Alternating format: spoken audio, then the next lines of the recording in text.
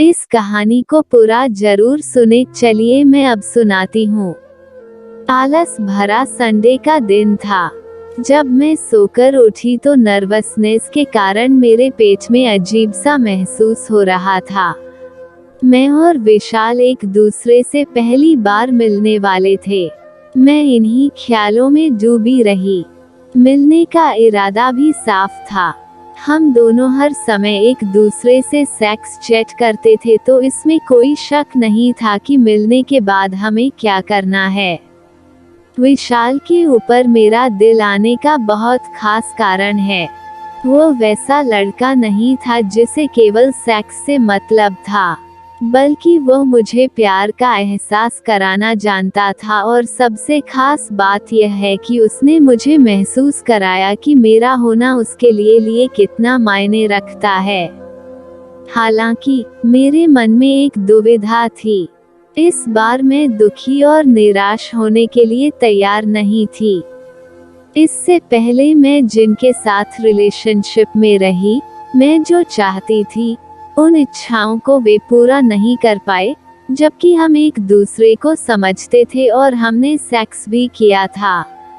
मैं अक्सर नकली आहें भरकर यह जताने की कोशिश करती थी कि मैं संतुष्ट हो गई हूँ, जबकि सच्चाई कुछ और थी। अगर साइज, फोरप्ले और टाइम सब कुछ ठीक था तो प्रॉब्लम क्या थी? किस चीज की कमी रह जा रही थी? यह सवाल मेरे दिमाग में हर समय रहता था। जिस दिन मुझे विशाल से मिलना था, मैंने अपने पैर और हाथ के बाल साफ किए। फिर मैंने अपने शरीर पर अच्छा सा मॉइस्चराइजर लगाया और बढ़िया परफ्यूम लगाया ताकि शरीर से अच्छी महक आए।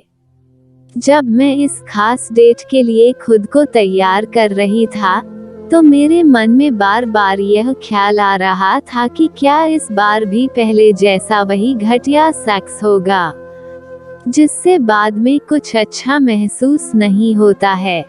मैंने अपना फेवरेट इनरवियर पहना और अच्छी तरह से मेकअप किया।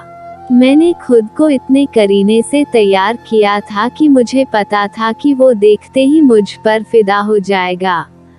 मैं उसके घर के लिए आधा घंटा पहले अपने घर से निकल गई। विशाल ने मुझे बताया कि मिलने से पहले वह अपने दोस्तों से मिलने जा रहा है, लेकिन जब मैंने घंटी बजाई तो वह पहले से ही घर पर था। रोमांटिक माहौल बनाने के लिए पूरे घर को सुगंधित मोमबत्तियों और अच्छी विंटेज लाइट से सजाया गया था। बिना देर किए उसने मुझे कसकर पकड़ लिया और अपनी ओर खींच लिया। सफेद शर्ट के अंदर से दिखती उसकी मस्कुला बाहें देखकर मेरी भी धड़कन बढ़ने लगी। उसने जब मुझे किस किया तो मैं उसे रोक नहीं सकी और मैंने भी उसे किस किया। उसने मुझे दीवार से टिका दिया और फिर हम दोनों अपना होश खो बैठे। उसने मेरे कंधे पकड़े और मुझे अपनी बाहों में ले लिया। मैंने खुद को उसे पूरी तरह सौंप दिया था, लेकिन मुझे मेरा यह रूप पसंद आ रहा था।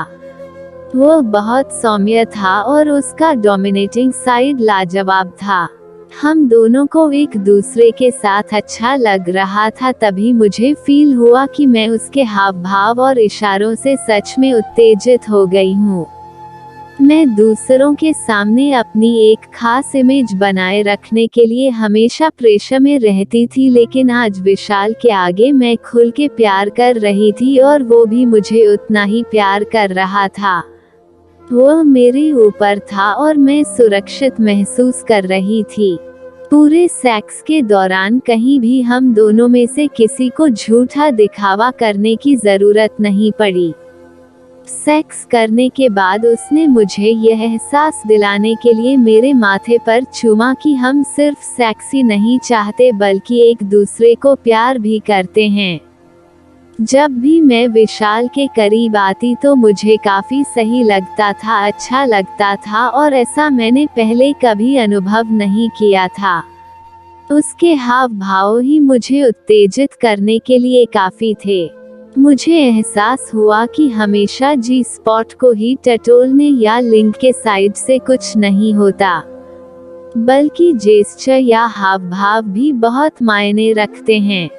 हम सभी अलग हैं। हम में से कुछ लोग अधिकार जमाते हैं, वहीं कुछ खुद को दूसरों को सौंप देते हैं, और हो सकता है कुछ लोग ऐसे भी हों जो इन दोनों के बीच में हों।